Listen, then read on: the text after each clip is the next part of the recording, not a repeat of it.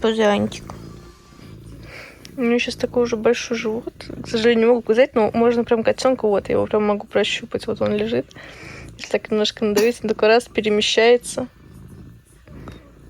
Вот здесь.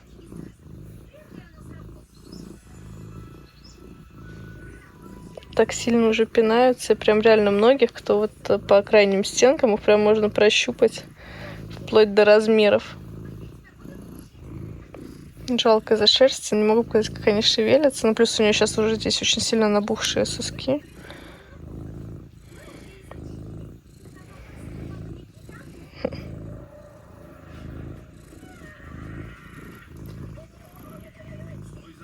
Они прям пинаются. Прям здесь лапа вылазит. Можно ее потрогать.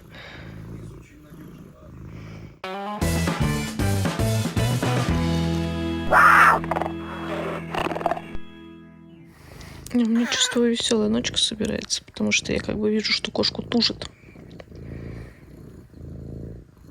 Я чувствую, когда на животе держу, что ее начинает уже тушить. Несмотря на то, что она сегодня не дышит в этот раз с открытым ртом, но я чувствую, что ее тужит. Кошка, а ты не желаешь в родилку уйти? У меня тут ребенок спит на подушке. Ты сейчас собралась рожать или как? Или тебя так чисто тренировочные туги? Время 11, я спать собиралась. Я прям чувствую, я ее глажу, руку держу, и периодически она начинает тужить. Вот сейчас. Не знаю, видно, вот видите, ее тужит. И мы рожать будем прямо здесь, в этот раз. То есть даже не в родилке, да? Кошка, давай хоть полотенце принесу сюда, пожалуйста, или пледик. Как я пошла за пледиком, она все-таки переместилась в родилку, слава богу. Я сейчас лезть не буду, потому что обычно там первых 4-5 котят, может быть, она на этом в этот раз остановится, она, да, ведь у нее выделение уже, она обычно сама справляется. Это важный момент, пусть сама это делает. Я подключаюсь обычно на 4-м, на 5-м, когда она уже устала. Сейчас я буду просто наблюдать, записывать время, естественно, рождения, промежутки и отслеживать плаценту. Кстати, Мелисса первый раз рожает ночью. Она всегда рожает у меня обычно днем, и то есть к ночи мы уже с ней спим. Она начинает всегда днем, рожать к вечеру заканчивает. Ночью мы спим спокойно.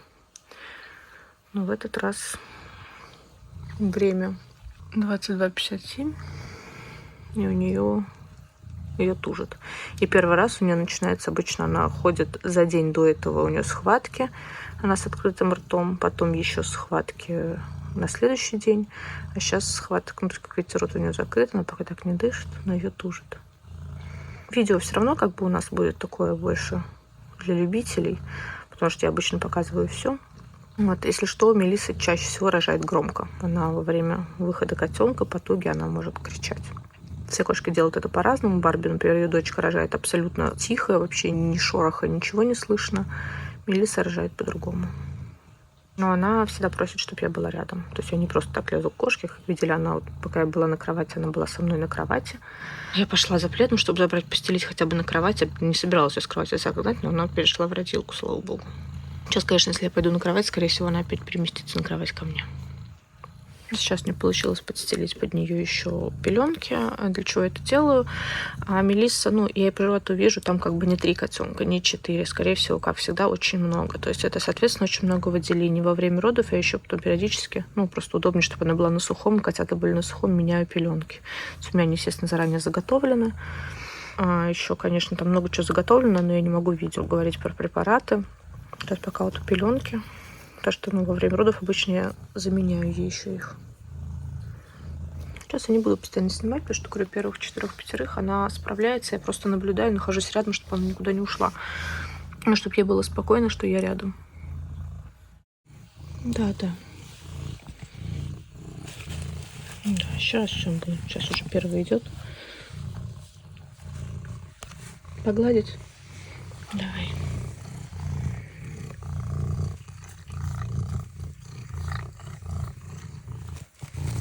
Говорит, всегда такими глазами на меня просящими смотрят.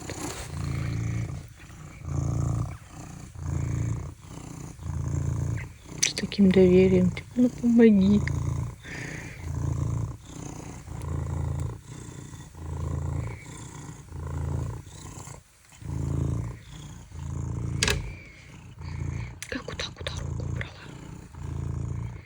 Ай, давай, сейчас тебя тушить опять будет.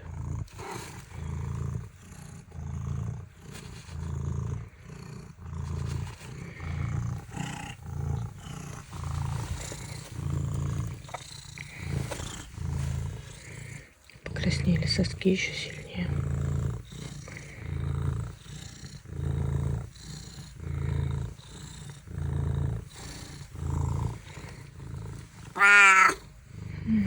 Давай.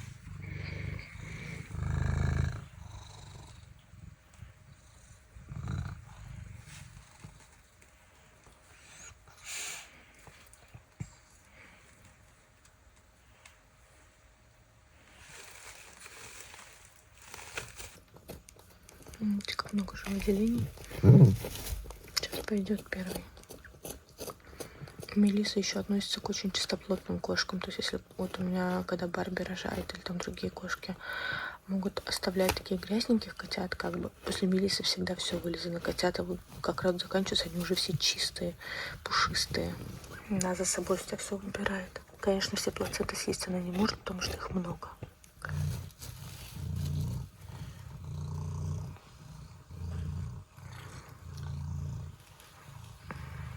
Угу.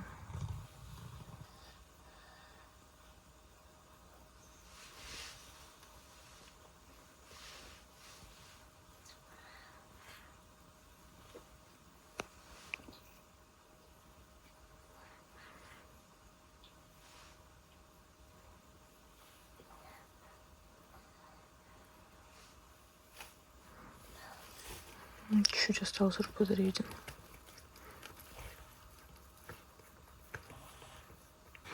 Напоминаю, рожает она от лорда. Должны быть все рыжики.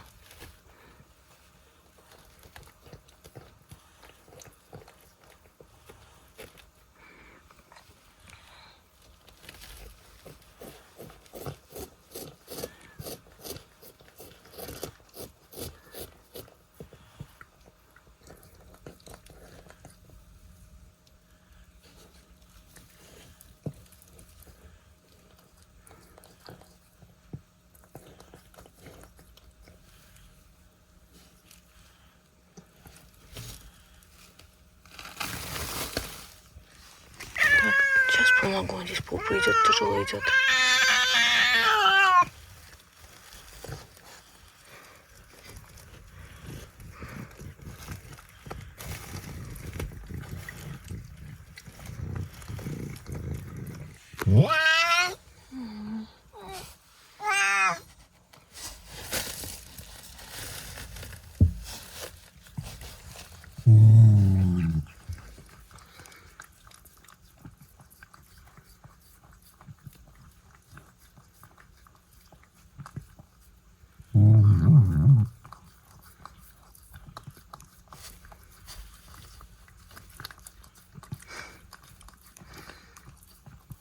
Новая жизнь.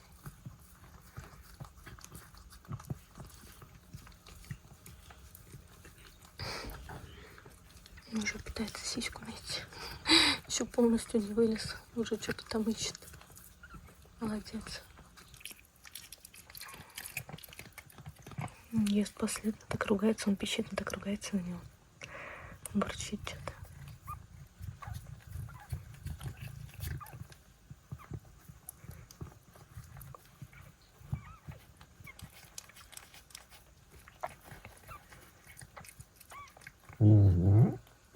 Судя по разговорам, там еще что ли один идет.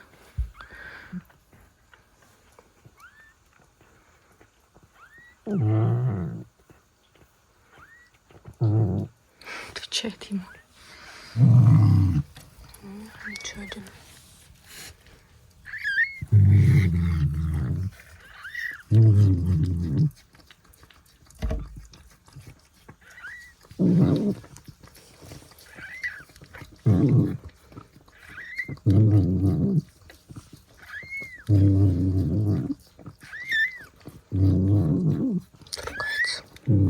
Сейчас она тебе внимание уделит.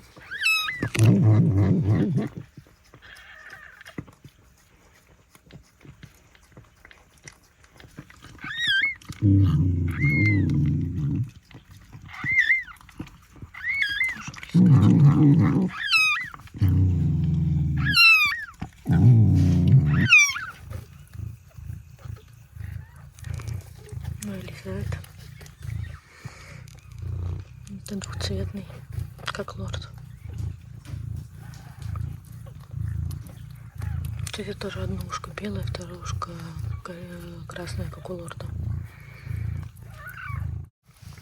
Тоже присасывается, она приводится в порядок. Я заменила, естественно, пеленки. Ищет сись.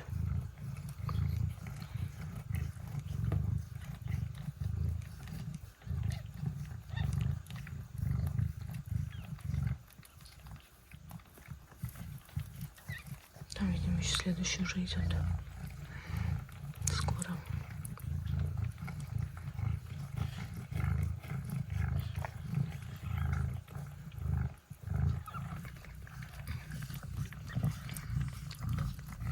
И урчит, урчит.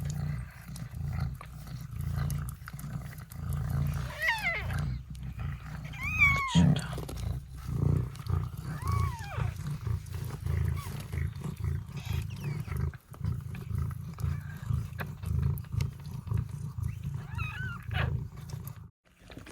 Кажется, там еще прям с одной потоки что-то вылезло.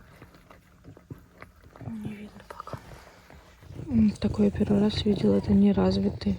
Это еще на раннем сроке. При этом плацента сформировалась довольно-таки крупная. Один, что хорошо так присосался.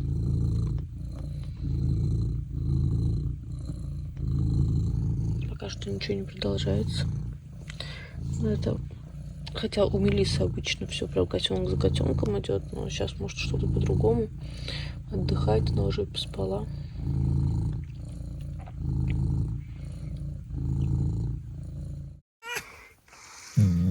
Вот так вот почти спустя 7 часов. 6 продолжение.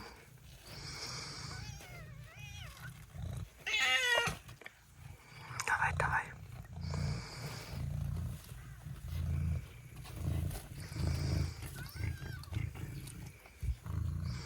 Мелисса поспала, я немножко поспала. Правда, кажется, ее это бурчание вставало.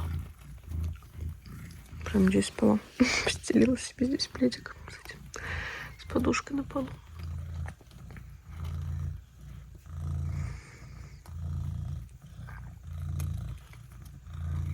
Давай, давай.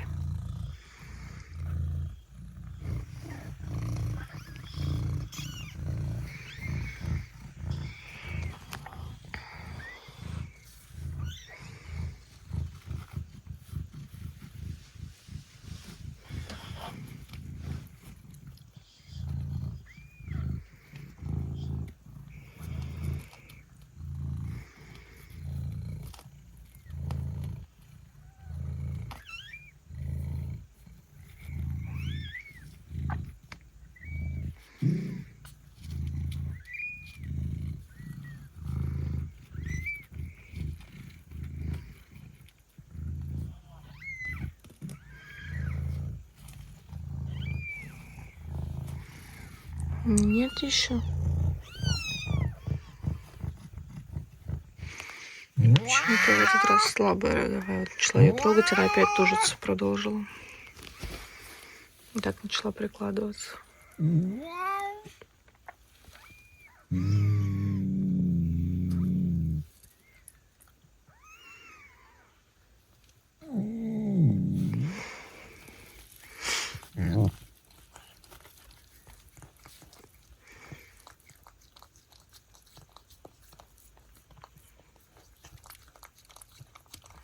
Живой. Вроде как все нормально.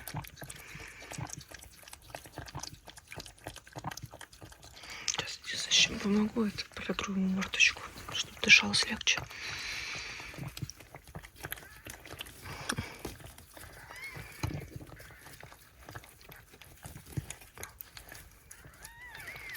Маленький.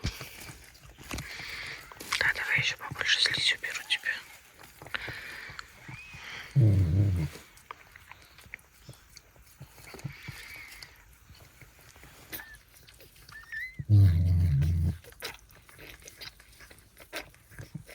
умничка. Отдохнула, продолжила. Первый раз сегодня такие роды. О, ты умничка, да. Умничка.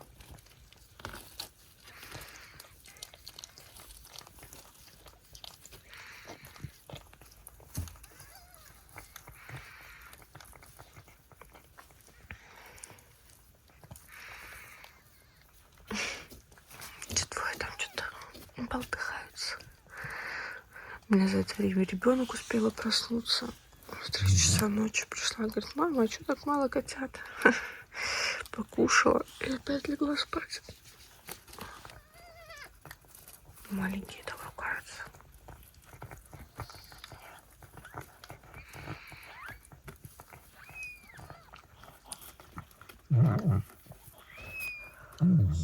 Так, нужно дождаться последа.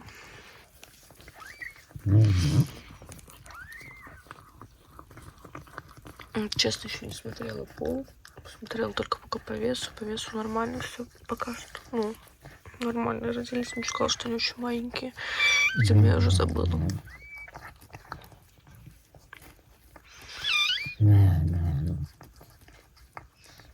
Как интересно. Я думала, я уже знала, как Мелисса рожает, потому что, ну, не первый раз она рожает, и всегда все было одинаково. А сейчас просто совсем все по-другому. Какая интересная штука эти роды. Те же такие пушистики.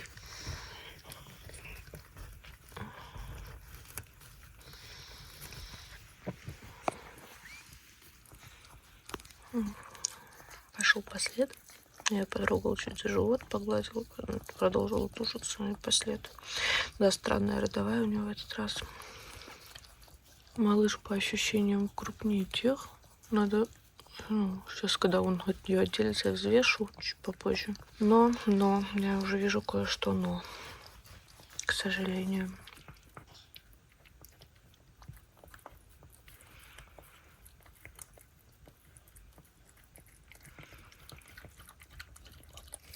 И вот это но. Можете видеть хвост.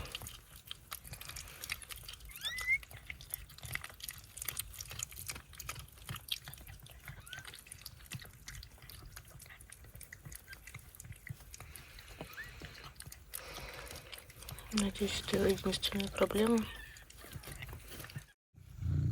Еще пошел. Не лезь сейчас туда, малыш. Ты давай, это сейчас опять весь кровище будет.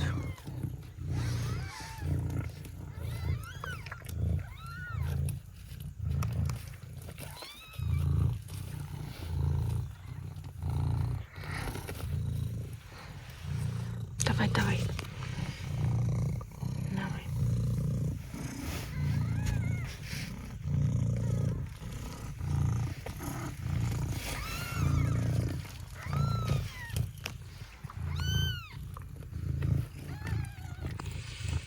Опять такая же история, как с тем.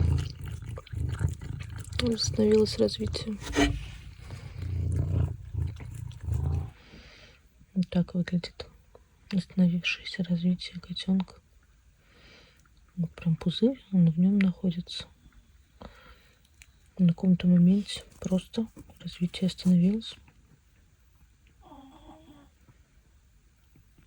Я, конечно, не буду при вас прокалывать сейчас пузырь, показывать, что там. Но сама посмотрю, потому что очень интересно. Прям видно эмбриончик, лапки сформированные. Хвостик, сейчас посмотрю, какой здесь был. Если он был сформирован. Ну, что-то пошло не так. Посчитать. Посчитать? Ну, считай. Тут надо... Где 3 сейчас? 8, 9, 10. А когда ты так уже 3 дошла до 8, 9, 10? Надо же сначала 1, 2, 3. Вот столько. Угу, 3. Ты выспалась, что ли? Угу. Ну, отлично. Лапки еще маленькие. Они не умеют разговаривать. Разговаривать, да, не умеют. Я давно ждала еще одного малыша. Угу. хорошенькие. Да. Надо достать, они попьют, и можно будет зятик. Хорошенькие. А ты обещал прийти и посмотреть. Ну, подожди, дай чуть Мелиссе отдохнуть, может, она еще не закончила. Да. Мама, М, надо как следует о ней заботиться. Да. Опять темно. Да, еще темно, я бы сказала. Ну, что, моя хорошая.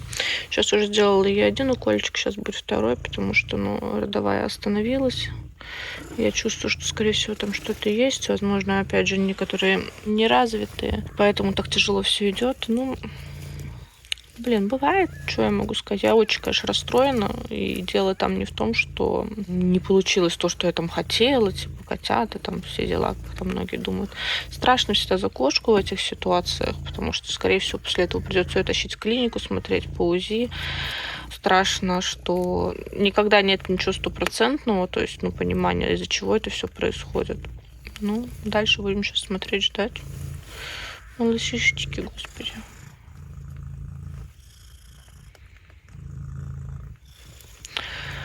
К сожалению, так бывает. Показываю не только хороший опыт, бывает и печальный, хотя мало. Я понимаю, что даже вот сейчас, когда я начала дергать заводчиков и все такое спрашивать про опыт, мало кто готов вообще таким опытом даже на словах делиться, не то что показывать, когда бывают, мягко говоря, не очень хорошие пометы. Потому что сейчас я смотрю, косяк не только у него, вот которого такой бобтейловский хвостик, косяк и у остальных, то есть у этого здесь вот хвостик загиб идет, у другого на кончике. В общем, сложно понять, что именно пошло не так. Возможно, какую-то инфекцию схватили внутриутробно и что-то повлияло на развитие. Возможно, просто вот так именно конкретно у этой кошки, у этого кота так легло. Тут надо перепроверять. В общем, имеем, что имеем. Естественно, котят я дальше также буду выхаживать и смотреть. Главное, чтобы единственными проблемами были это их хвосты, чтобы это никак не касалось внутренних органов, чего-то еще, что им мешало жить. Так, конечно, хвосты, и фиг с ними, с этими хвостами. Главное, чтобы в остальном здоровенькие были. Ну и главное, чтобы с кошкой все нормально было. Да, мои сладкие. В общем, прокапали ее. Врач потрогала, и без УЗИ видно, что там есть котята. Но матка, к сожалению, не реагирует никак. То есть никакой, не сокращается ничего. Просто вот, я говорю, я тоже щупала, мне казалось, что есть котята, но врач это подтвердил. Скорее всего, кесарево сейчас. Мяу.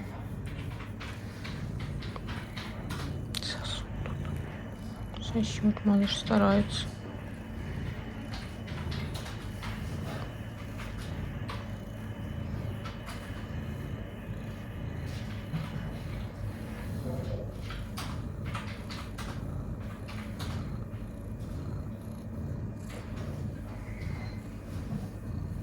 Все, пошли готовить операционную, будут ее кесарить, потому что, теоретически, да, можно ждать 72 часа, но не дай бог там разрыв или заворот, или что-то еще, кошке будет плохо, поэтому будем кесарить. Сейчас, если УЗИ раньше освободится, сделаем еще ей УЗИ, но какая разница, все равно резать. Смотреть, то есть на УЗИ можно посмотреть, если там код сердцебиения, если там код живой. Но нет родовой деятельности все равно. Ой, девочка, хорошо, все будет хорошо. Хорошая. Котяток накормила. В общем, запишу итог уже в машине. Забрала сейчас Мелиссу и поедем домой.